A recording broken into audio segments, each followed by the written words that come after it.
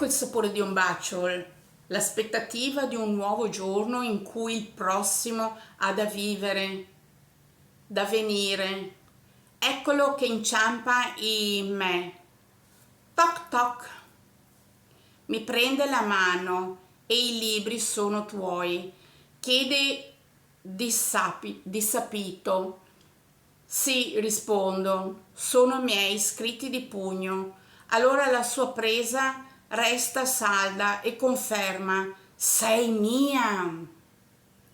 E il cuore è per te, una atta a scrivere verso come poeta. Sei illimitata. Quindi come amante superiore.